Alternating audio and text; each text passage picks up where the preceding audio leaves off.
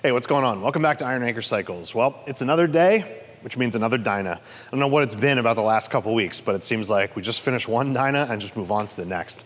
We've got some other stuff we're working on that I'm looking at over here, and hopefully we'll have some videos on that stuff for you guys soon, but it seems like it's all Dynas, particularly for the YouTube stuff. But hey, doesn't bother me. Hopefully it doesn't bother you guys. Anyway, let's talk about what we're doing today. We've got an 07 Street Bob here on the lift. This bike belongs to a good buddy of mine. It's a second bike. He's got a bagger that he's done a bunch of work to. Picked this bike up last year in similar condition to what it's in now. We've done some upgrades on it already for him. These Ohlins shocks and the seats stick out to me is definitely stuff we did. But it's back for more. And he definitely capitalized on the fact that we just started doing powder coating here in the shop. So one of the big upgrades for this bike is we got him a set of 13-spoke mags, powder coated them, got the right bearings in there, got some new rotors on, got some new tires on. So that's gonna be a real quick bolt on. He's got a couple other little things we need to address, and I said, hey, it's here, why don't we do it? One is he's got a leaking fork tube up here, so he's got a blown seal, and I said, hey, we can knock that out real quick, and he said, well, as long as you're doing that, why don't we put Ohlins cartridges in there? To which, of course, I replied, man after my own heart, let's definitely do that.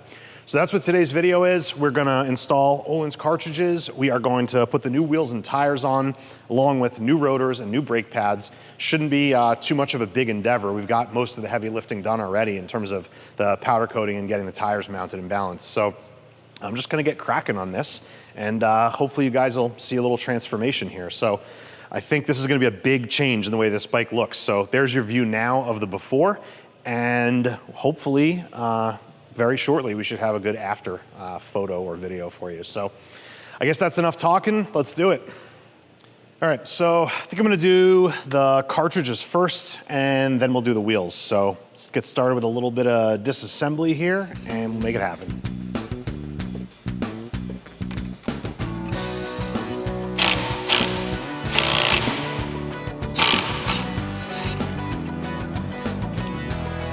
Oof.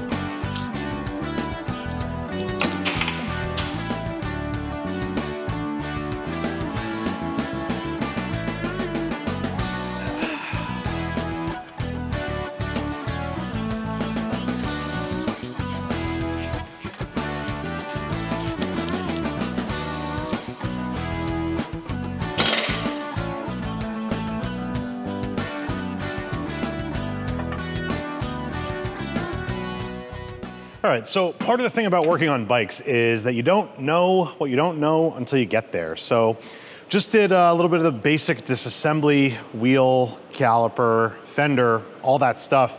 One thing I found, which is not a total surprise to me because I was actually with John when he went to go buy this bike and it was being stored in somebody's shed, was that everything was corroded. The caliper was a little bit seized, the axle was a little bit seized, everything was a little bit stuck. The bolts on the bottom side of the fork leg over here, not surprising for a bike that's stored basically outside in an unclimate controlled shed. But the other thing I noticed as I was taking the wheel off, I don't know if you guys saw me when I found it, is that this bike desperately is in need of new neck bearings. So hopefully you can see here, it might be hard to tell on camera, but this isn't turning at all. But then when you get it out of the little notch that it's in, it does turn. Just lost this key. So this is probably not adjusted to spec anyway over here, but hopefully you'll be able to see what happens when I get it into the center.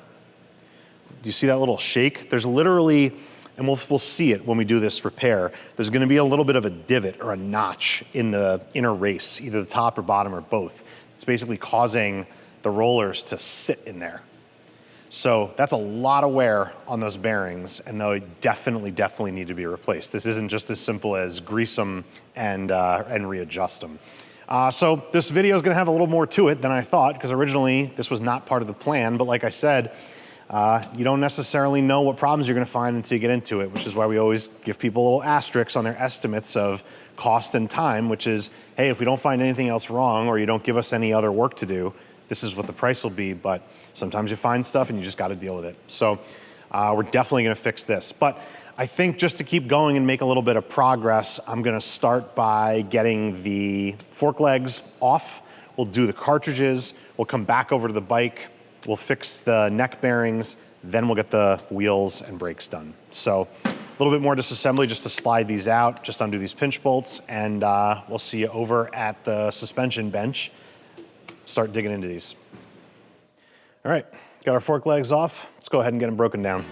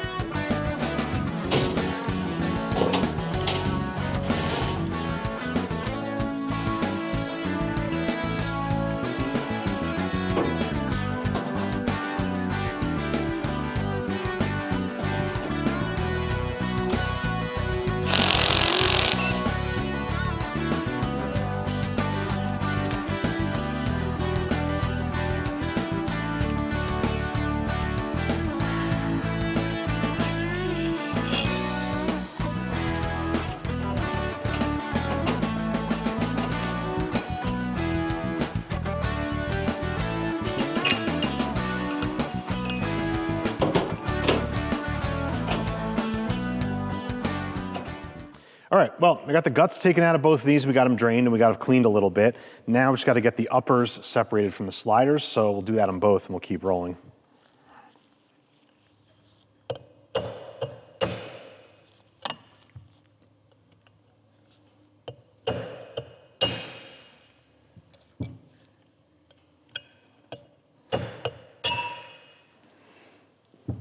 All right, so these are no exception. I mentioned the corrosion on everything earlier. These are always a little bit annoying to get off, but that was harder than it normally is. And you can see you've got some whole bunch of corrosion and dirt and junk all in here that made this even more difficult. So we still managed to do it without messing it up. Maybe a little teeny tiny nick right there, but it's pretty good considering. So that's one. Let's do the same thing on the other.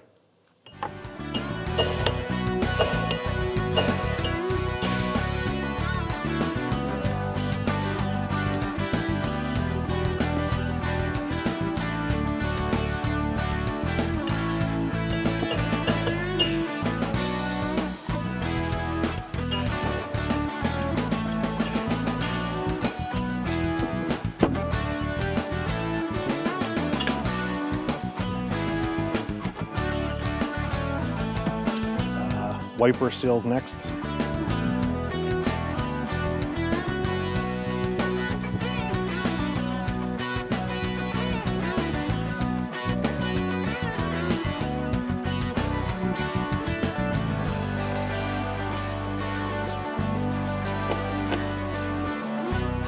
Retaining rings.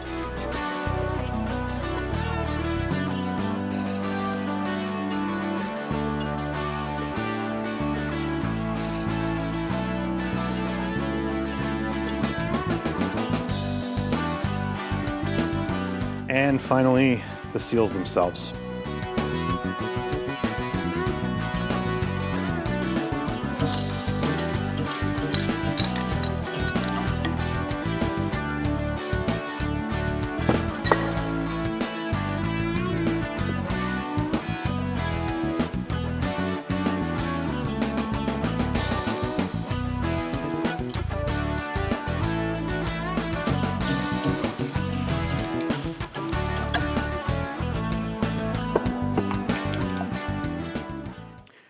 so everything's separated. We just got to get it all cleaned off and also separate what we're reusing from what we're not.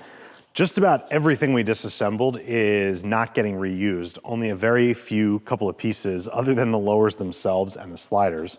We've got the damper bolts from the bottom, top out springs from each side, and the oil cup from inside the bottom of the fork leg. So this one, I don't know if you saw it or heard it fall on the floor when I took that second one apart. This one's gonna be still sitting inside of here. There it is. So that's it. Otherwise, you've got your old seal. I don't want to have these drip everywhere, so hopefully you can see this from here.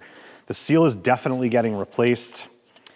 There's nothing wrong with this ring, I'm sure, but the seal kits come with new ones, so we'll replace them.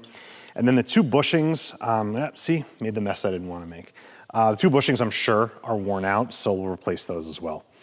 So I'm gonna go over back to the oil drain area, get everything that we're keeping cleaned up, and I'm gonna bring it back over here and we'll get started with the cartridge install. All right, with everything all cleaned up and ready to go, I'm gonna start by getting the new bushings and sealed installed and then getting the sliders and the lowers put back together as an assembly, one for each side. Then we'll get the cartridges put in. Little pro tip for you if you're doing this at home, if it's your first time or you don't have a lot of experience with it, I suggest doing one side and then the other side. Do the full disassembly and assembly of one side and then move to the other. It'll help you keep things straight and not get parts mixed up, and you'll also have a reference of the order things go in if you get lost anywhere. So just a little tip, take it or leave it. But anyway, I'm gonna go ahead and get started with the right side here, and we'll start getting some parts assembled here. All right, so I figured for this section I would do a little voiceover for you guys. First step here is putting a little bit of the suspension fluid we're using onto the bushings to lubricate them a little bit and get them installed onto each fork leg. First, the upper will just slide on, and then the lower one will just snap into place. Then we'll grab the oil cup and put it into the bottom of the slider, making sure it doesn't fall out like that. And now, holding it horizontally, pitched up a little so it doesn't fall out, we'll slide the lower on and then give it a quick little pop up so it doesn't lose its orientation when we put it down. And now I'm gonna go ahead and do the same thing on the other side. Bushings, oil cup, and then get it put into the fork leg.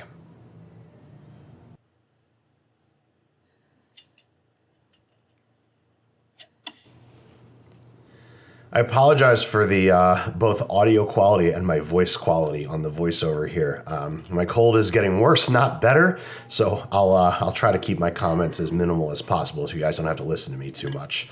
And I'm also going to look into maybe a better microphone for here at the computer so we can do this a little better next time. All right, so our next step is to get the seal protecting rings put in place. So that ring's job is to protect the seal from the sharp edges on the bushing. And what we're doing here is using that ring to push the bushing down in place. So when you do this and knock it down there, you'll make room for the seal in the top of the leg. If you try and do it all at once, it's a lot harder. It's much easier to get these set first and then do the seals afterwards. So hopefully you can hear the change in pitch when the bushing seats. It's just the same thing as the seals. So with that done, I'm gonna move on to putting some grease onto the seals themselves. The seal kit comes with dielectric grease and you can use that, although I've got this Slick Honey stuff that was recommended to me a long time ago that I've been using that I like a lot. So once the seals are greased, I put sort of the corner of a plastic bag over the top of the fork to protect the seal going on. Little trick I learned a while back also. So any imperfections there might be in the part of the slider that is exposed to the elements, the plastic bag will help protect the seal from getting, cut or chewed up on there. So I'm moving it down and getting the slider pulled up to a part where it's definitely clean, the part that's been, riding inside. Push that down into place, and then I will drop it back down. Now, take the seal driver, give it a couple of good whacks, and you'll hear, again, the change in pitch when that seal seats, and I usually give it a couple extra hits just to make sure. So now I'm going to do the same thing on the other side.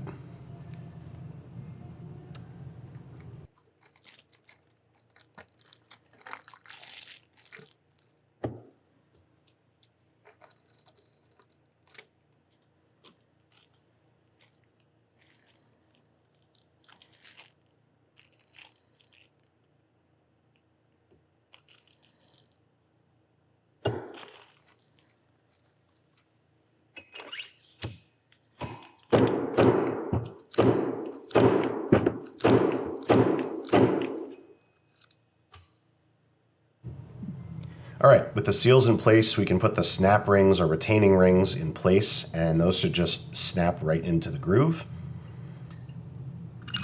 Good catch. Gotta like my quick reflexes there. So if the retaining ring will not go in, it means that the groove is not exposed, or it's not exposed enough, and it means your seal isn't pushed far enough down and it's not all the way seated. But if they snap right in, it means you got the seal driven all the way home. After that's done, we'll put the wiper seals on, and these are easy. You just can press them in with your fingers most of the time. I don't need any special tools, just need a little bit of finger strength.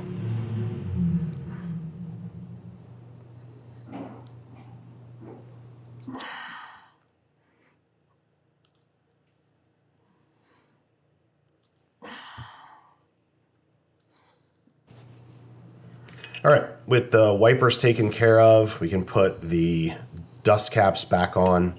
And the best way to do this, I've found, is to take the seal driver and turn it upside down, and you can just knock them right into place.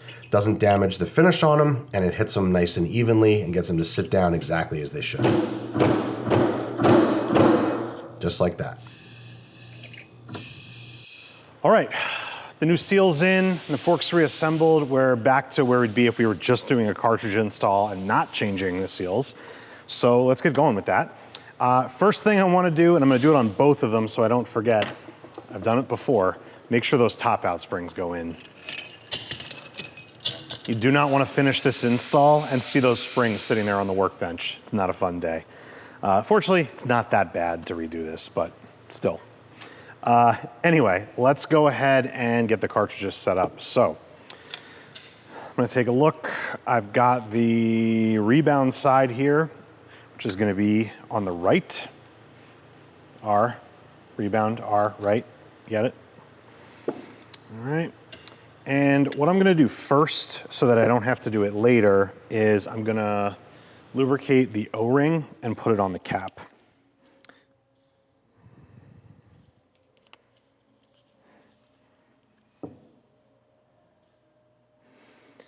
All right. And you can be kind of sloppy with this. Sorry, my hands are going to be off camera as I put this on. You're going to get grease on the threads as you kind of roll the O-ring over, and that's what you want. You want the grease not just on the O-ring, but on the threads as well.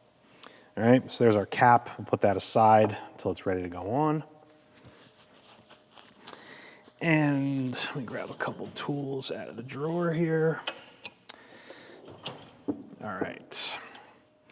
So, we've got our cartridge. I'm going to attach the pull-up tool onto it.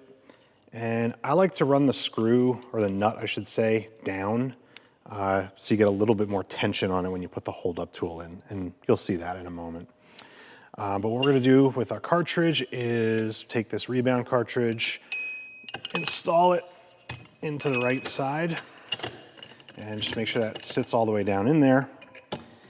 And now we're going to take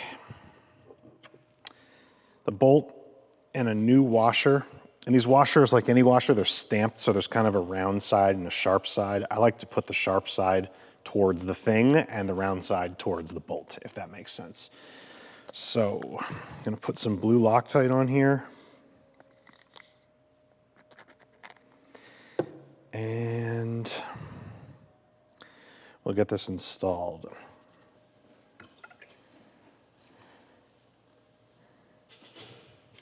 I'm going to try and do this up in the air so you can see it. It's just a little harder than doing it on the ground or on the workbench, but that's all right. All right, so I'm getting that started. And then easiest way to get this to go is to use the impact. I'm gonna have to put this down. I wanna hold the slider and I wanna hold the pull-up tool so I can push this down.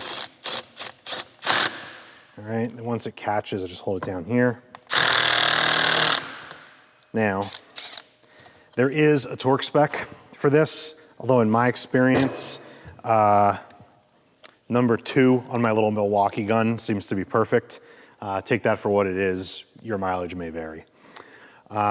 Anyway, so now that we've got that in, we can go ahead and start to get the fluid put in here. I usually do this just on a stool because it's a better working height for me than all the way up on the bench. I'm gonna pour some oil in.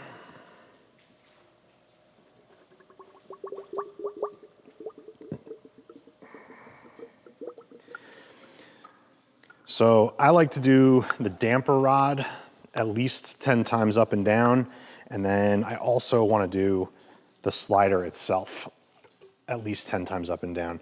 And where that at least comes in is, number 1, you can feel it, particularly on the damper rod when you're starting to get fluid pressure as opposed to just air. But the other piece of it is visually, you can see the top of the oil and you wanna stop seeing bubbles. You might have a little bit just from turbulence, but you should be able to tell the difference between just kind of turbulent bubbles and air moving out of this. So I'll usually switch back and forth between the two until I'm 100% sure I've got all the air out.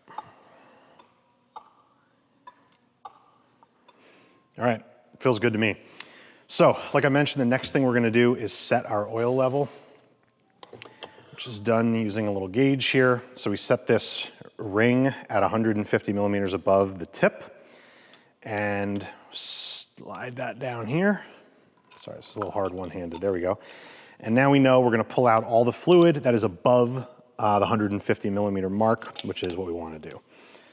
So, I'm not sure. Let's see how close I was. I consider it a success if I can get it bled with just one vial. In this case, I did not. So I'm gonna put this back in its little holder. And I'm gonna return this clean fluid to where it came from.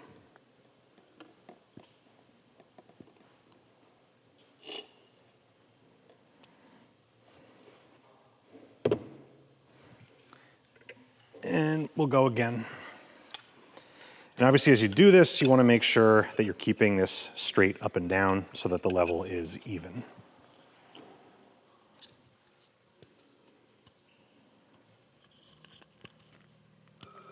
There it is. So you hear that sucking noise, like a little kid playing with their empty soda at Chuck E. Cheese, and you know you're at the right level. With the oil level correct, we could put the rest of our pieces in. Start with a spring, with the part number up. Next, we will do a spacer here. Well, this isn't really the spacer. This is sort of a retainer ring. It's got a big side that goes around the spring, and it's got a small side that indexes into the spacer itself, like that. So these are a lot bigger than the bagger ones, but that should make sense. You look at the big PVC spacer that came out of these, there's definitely more additional height to make up than in some other models. So that tracks. All right, so with that stuff on, we're gonna go ahead and get our hold-up tool in here so we can get the pull-up tool off. And so hopefully you can see what I was saying here about that nut. These springs don't have that much tension. You can push them down a little bit. So if this nut was higher up, you wouldn't have any tension holding this in place and it can sort of flop around. I'd rather have to work it on there a little bit more and have it sit nice and tight and snug. So with that holding the damper rod up, we can take the pull-up tool off. And now ready to put our fork cap on. And perhaps it makes sense why I like to do the O-ring in that first step as opposed to at the end when they tell you to, because I've got a hand holding this up. And now I can just grab this and put it on, and I don't have to put this down and balance it, and you might not have these cool fork holders from Hero, so that's the idea, is just so that you can do this in an order that makes sense. All right, so We'll spin the fork cap down all the way, and I'm gonna grab 2 wrenches, and we're dealing with Ohlins parts, so these are gonna be metric wrenches. And we're gonna snug the jam nut onto the cap. I would say snug plus, not super tight. All right, so now with that done, you can pull this tool out, and you wanna hear that little click. If this is off center like this, you're gonna have a problem. You wanna make sure everything is sitting in the thing it's supposed to be sitting in. Hold some tension on that, and pull the fork leg up and thread it on. All right, it's hand tight. I'm gonna put this in the vise to tighten it all the way and to do our preload and rebound settings, but first I'm gonna assemble the other leg. I'm not gonna show that to you. It is the exact same thing. I will meet you in about 2 seconds at the vise so that we can tighten the caps and do our adjustments. All right, got both cartridges installed, ready to tighten these down and do our settings. So I'm just gonna put a wrench on here. This is really annoying. This didn't used to be here. I had more room to work. We had to move some stuff around and we put the powder coating room in. Oops. Move some stuff around and we put the powder coating room in. So now the oil rack is right next to this vise, which is not ideal. All right, we got that tightened down, and I'm gonna do the preload next, so make sure we're starting at 0, which, by the way, you wanna make sure that's at 0 before you do the assembly. I've never had one come out of the box that wasn't, so I don't really check them anymore, but I probably should. We've gotta do, in this case, I'm gonna do, I believe, 7 turns for this rider weight. Oh, this wrench isn't gonna make it around this. I'm gonna have to move this rack. Let's see. No. This is gonna be too annoying. Hold on, let me slide this out of the way. All right, take 2. Let's try that again. So let's try to do 7 turns here. 1, 2, 3, 4, 5, 6, 7. All right. And then this is the compression side. The adjustment is rebound on one side, compression on the other, but the adjustment is the same. The starting point is always 12 clicks from closed. So we'll run this in, and I can hear it and I can feel it. You probably, well, I'm sure you can't see it. I was gonna say, you can't see it. You can't feel it. Maybe you can hear it, I don't know. All right, so that's closed, and we're gonna go 12 clicks back out. 1, 2, 3, 4, 5, 6, 7, 8, 9, 10, 11, 12. All right, so this side is done. Like I said, gonna do the same thing on the other side, and then we would be ready to go and install these back in the bike, but unfortunately we've got neck bearings to do. So I'm gonna move this one out, finish the other one, and then I'll meet you back over at the bike and we will deal with those neck bearings and see how bad they are. They're getting replaced one way or the other, but be curious to see what they really look like in there. So stay tuned. All right, good morning. It's Friday and my cold is now in full effect, so I'm thrilled about that. But we're gonna keep plugging away. Sorry about my voice for the rest of this video. So I've already removed, because we had the caliper just hanging here, it's a non-ABS bike. It's pretty easy to just remove the brake line, master assembly, and caliper all as an assembly. So I just did that already to get it out of the way. You don't need to do that. It just makes this a little less precarious kind of sitting up here, but you'll see. I've got the headlight unplugged, so I'm gonna grab a wrench, get this disconnected. Then we will start removing the top triple tree. We'll leave the handlebars as an assembly. I'm hoping the clutch and the throttle and idle cables don't get in the way. You can always take them off if they do, but the idea is to pull this top tree off and kind of lay it back here on the tank. So that's what we're gonna do. Let me grab a wrench.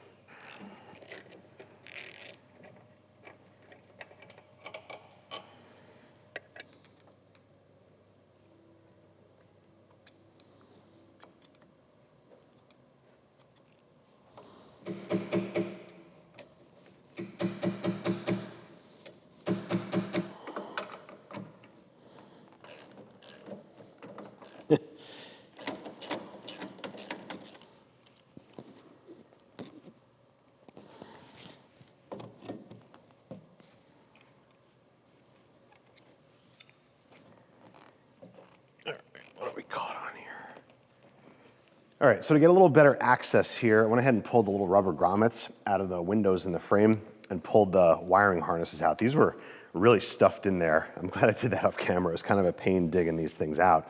It wouldn't have been much fun to watch, but once you get all those folds and nonsense of whoever the last person was that stuffed them in there, get them out and we'll put them back in neater. But now, we should be able to just pick this up and give ourselves a little bit more slack here. There we go. That's more like it. All right, make sure that's not gonna fall. And then we get a better look at what we got here. So what I'm seeing now is the nut on the upper triple tree was very loose, causing that thing to flop all over the place. The adjustment nut is way too tight, which is what probably led to that, sort of damage or deformity in this bearing. You can see here, I mean, obviously I can turn it, but you can feel it just crunching when you get it in either direction. And in the middle here, like it doesn't even want to move. So we're gonna find something good. That jingling noise is not the bearing, that is the loose bolts here. But let me grab a drift, we'll loosen this nut up, and we'll get a look at what we got going on in here.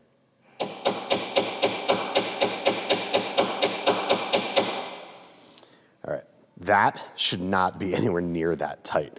When you're doing this adjustment, this is not like torqued. This is how you set the free play in the bearings. So this is gonna be a little harder to get off than it should be.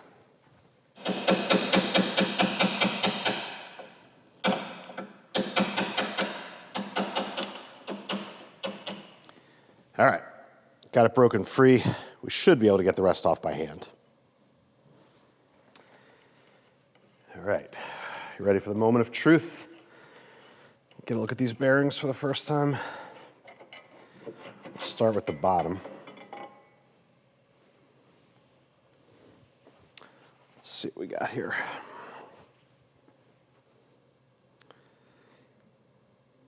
Yeah, those look pretty smoked. I'm almost surprised I don't see any, like, just rollers falling out of it. It's still got some grease on it. I mean, it's old and there's not enough of it, but it's not as bad as I expected. Let's see what the top looks like.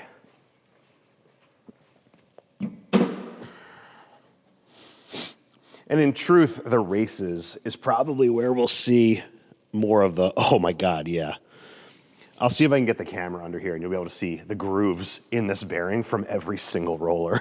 I'm sorry, the grooves in the race from every single roller. All right, let's see what we got on the top here.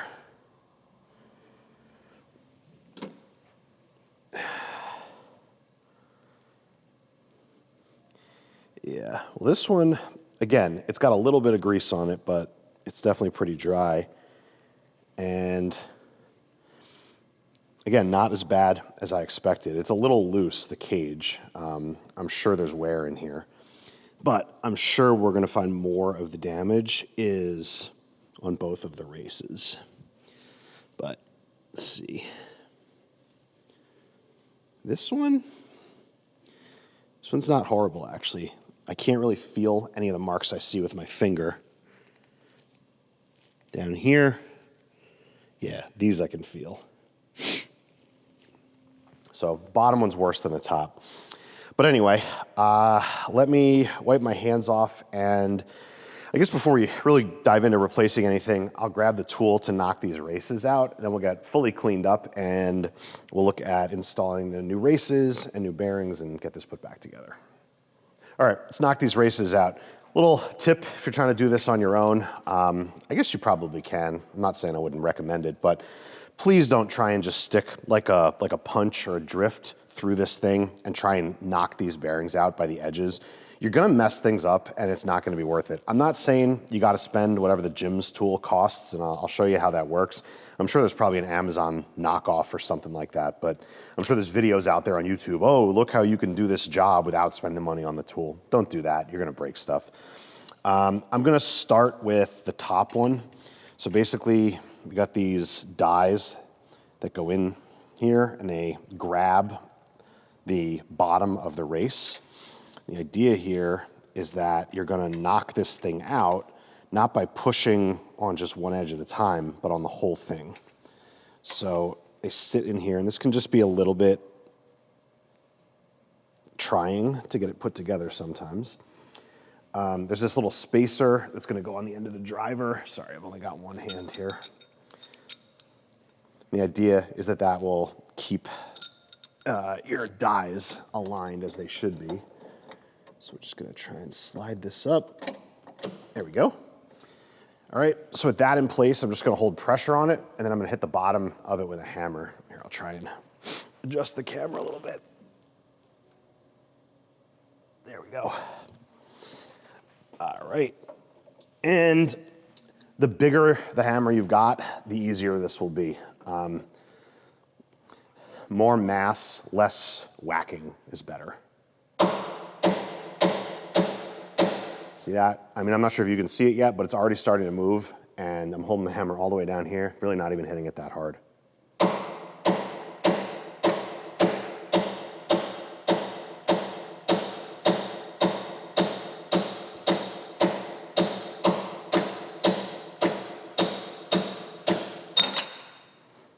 All right, piece of cake.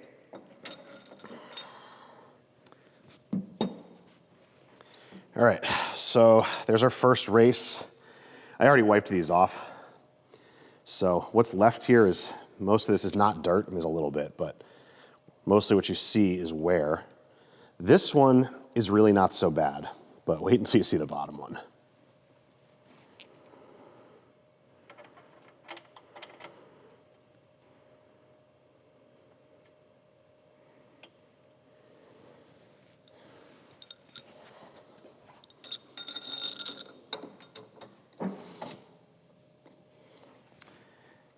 Okay,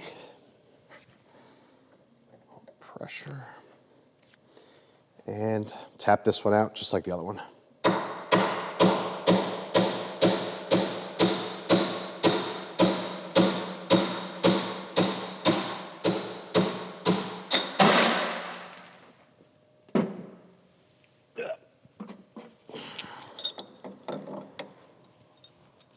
All right. Now, there is our problem. I'm hoping that this is showing up on camera, but you've got grooves and ridges all around this thing. Hopefully you can see that. I can definitely feel most of those with my finger. This is beyond shot. So the thing doesn't have to be completely exploded to be failed, and this is an example of that. This is toast. So now we'll get cleaned up, grab some new parts, and get them put in. All right, so let's get the bearing and the tool set up. So we've got our little driver here with the bearing. I'm just gonna sit that there for the moment. I'm gonna drop the tool in upside down to do the top one. And then on the bottom, put the tool in, and then we'll turn it. All right. So I'm just gonna snug that up, making sure the bearing race is going straight. And then we'll start to press it in. So the reason I have the tool upside down is because this is a great concept of a tool, and it works amazingly when you don't have a tank on, but unfortunately the arms are too long and it'll hit the tank. So I always like to have the side that's moving be pushing the bearing rather than pulling it. That's just my own personal preference, but we can turn the bottom of the tool with a drift like this, and it works just as good. So that looks pretty perfect. Just keep going until it seats.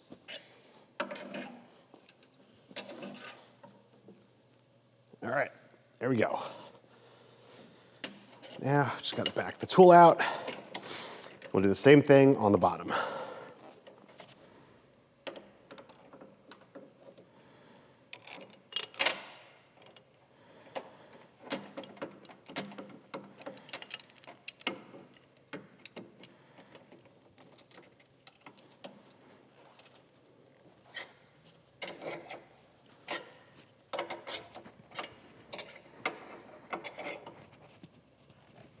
All right.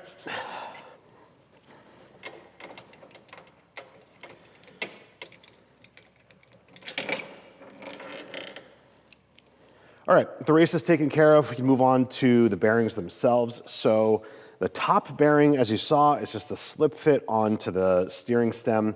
The bottom one is a press fit. So in order to get this off, we first are gonna cut the cage, get the rollers out of the way, and then we've got a tool from Motion Pro that will grab onto the inner race of the inner bearing and pull it off, but I'll show you that. So we're gonna start off by, this is kind of the fun part, you get to just sort of destroy a bearing.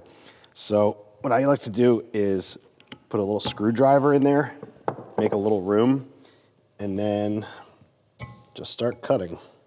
So then when that's cut, you can make a little more room and get back in there with the screwdriver. I think I got it. There we go. All right, rollers are all starting to pop out, so hope you can see there. I just kind of cut the cage and then pulled it off.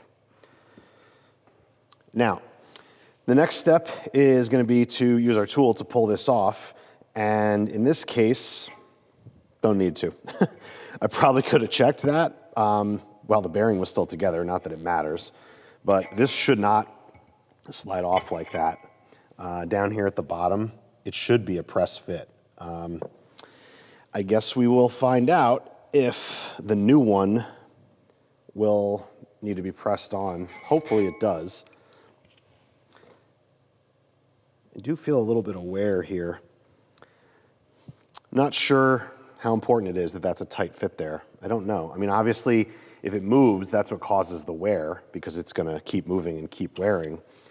So that's probably not a good thing, but I don't know. Let's get it cleaned up and let's see if the new one will go on tighter. Hopefully it does. Hopefully the wear is in here and not in here, but I have my doubts. But I don't know. Let me clean up my hands and we'll see what we got. Okay, with this all cleaned up, let's grab the bearing and see how it fits. So this should slide down to about here, and then I'm pretty sure it's just gonna slide all the way down. Well, it doesn't have any play in it, but it's definitely a slip fit, not an interference fit. So the interference fit on here is not super tight. I don't think this is gonna make a difference. I think this is probably okay. I suppose to be extra safe, you could replace this stem. What I'm gonna do here is, I don't have a spare one of these lying around. I said in the beginning of the video, this bike belongs to a friend of mine. I do all the service on it. So I'm gonna install this like it is, and we're just gonna keep an eye on his steering head tension. And when he comes in for oil changes, we'll make sure to check it. And if it turns out that this bearing moving around is somehow causing premature wear because that inner race isn't seated, for what it's worth, the top one is not a friction fit. So up here, it doesn't matter. I'm hoping it doesn't matter down here either. I don't know. But like I said, we'll keep an eye on it. If we have to fix it, we'll fix it. And at that point, I'll just take it apart and do it again. And because it would have been, my gamble that didn't pay off, we'll do it for nothing. So, it's a win-win. So we're just gonna keep rolling here. So I've got the original dust shield here cleaned up. Throw that back on so I don't forget it. And let's pack some grease in here. So I love these grease packing things. I know there are people out there that are like, I don't know, think these are dumb, or just do it by hand, roll it around in your palm and do this whole thing. I don't know. I think that's nonsense. Either they've never tried one of these or they just want to be a tough guy. So I'll show you just how easy this is. Pop this in here. We press down. It forces grease up through the rollers, just like that, and it's done. It's that easy. So you can see here, the top side, all that grease forced through from the bottom, which means it's now inside the cage, which is what's most important. So literally that simple. So what we do is we'll turn this a little bit just to make sure that the grease spreads around.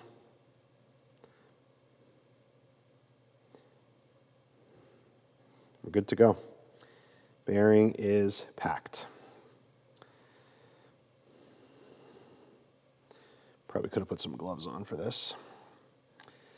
All right, try and get some of this out of here so we don't make so much of a mess going on. And I'm gonna grease the outside of this. I guess I could do it now. Usually when we have to use the tool to install this, just to make as little mess as possible, I'll wait until the bearing is in place to just go ahead and get the outside of this, but we'll start it now. We'll touch it up if we need to.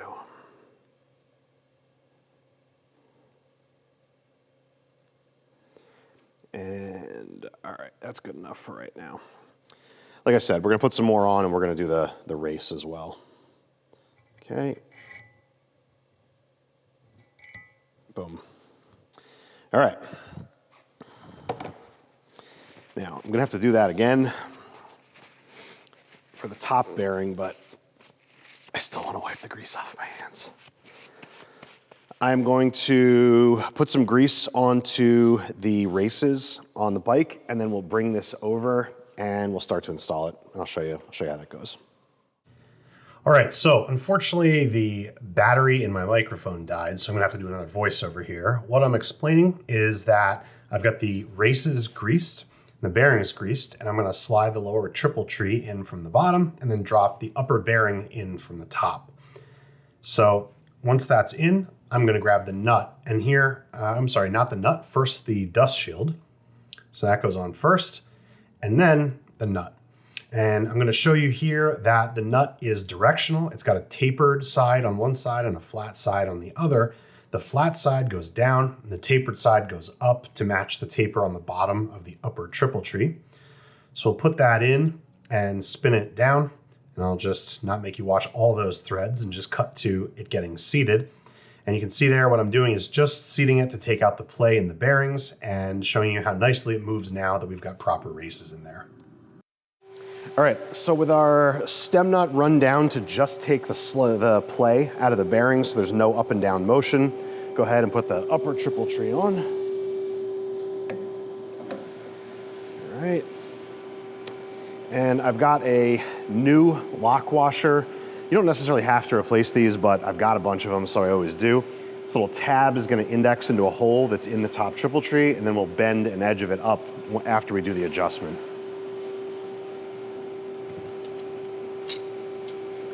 So, okay, slide that on.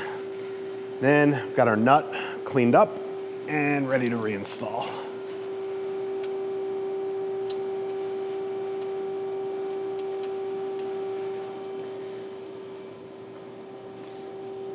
Okay. So for now, I'm just gonna snug this down. This does have a torque spec, and it's reasonably high, if I remember correctly.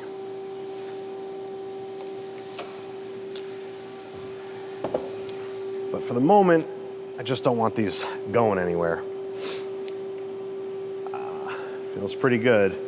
This is definitely too loose. We're gonna wind up tightening this bearing under here, or tightening the bearing end play when we do our adjustment. But for the moment, we're done with this particular part, so we can go ahead and start to put the fork legs in and do as much reassembly as is necessary so we can do the bearing adjustment here.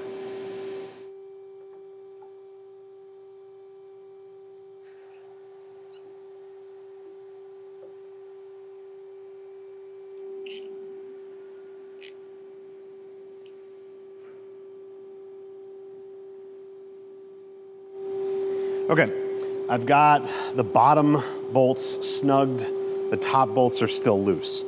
Normally, like I said, you would just tighten these both right now and torque them, but we've got our bearing adjustment to do and these need to be loose to do that. So I'm gonna go ahead and torque these bottom ones, but I'm gonna leave the top ones loose. All right, I torqued one side, but I wanna make sure that our height is even, so I'm gonna check that and then we'll adjust this side if needed, and then we'll torque it down.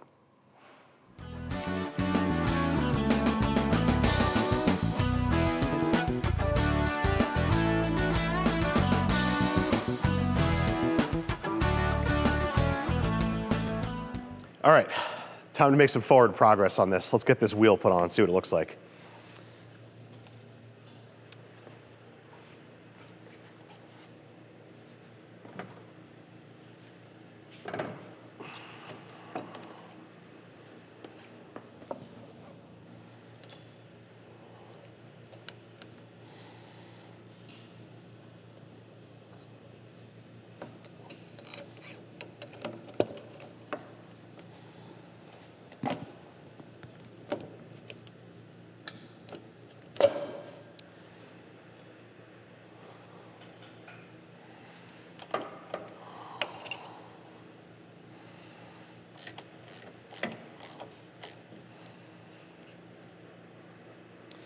Looks pretty good if I do say so myself. So I'm gonna get this axle torqued down. We'll get the bottom of the fork tightened here as well, and we'll keep going.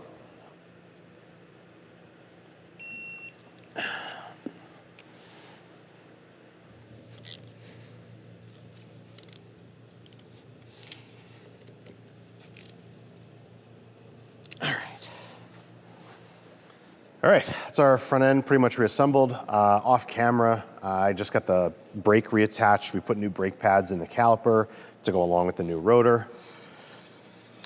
So that is just what you want. Here, a little bit of dragging, but the wheel still spins. And then, boom.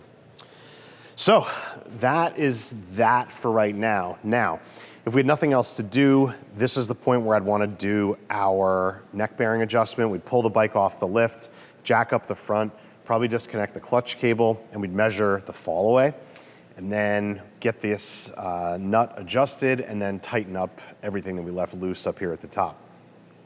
But just to save a little bit of time, I'm gonna leave the neck bearing adjustment until we're done. We're gonna move to the back and go ahead and get the rear wheel swapped over. So we'll do the same thing. I'll show you that. I'll show you guys that going on. We'll do the brake pads off camera again, just because you don't need to see you don't need to see me change brake pads and spend 20 minutes scrubbing caliper pistons. So yeah, I think we're looking good right here, and let's move to the back.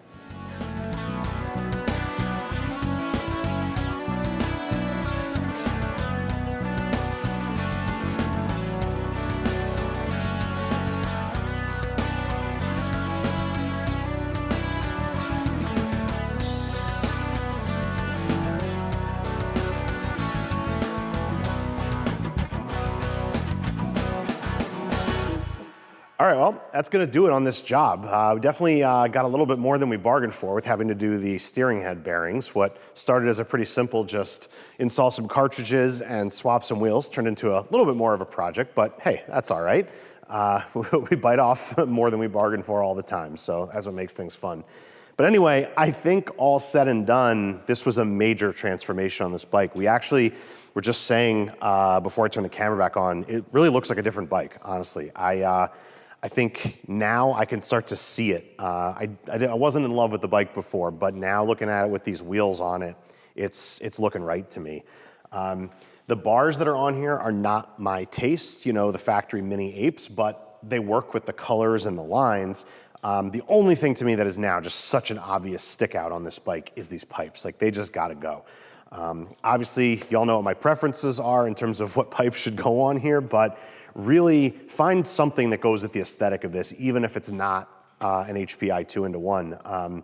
You know, put a black Thunder header on here, put even a black Bassani on here, honestly. I really think you could find something that's gonna look, you know, kind of mean the way this bike does now. But I don't know, I guess let me know what you all think. I think it was a worthwhile upgrade for the owner of this bike. So I guess I'm curious what you guys think too. So I guess that's all I've got for you today. Hopefully we'll be back with another video pretty soon. But as always, thanks for watching, and we'll see you on the next one.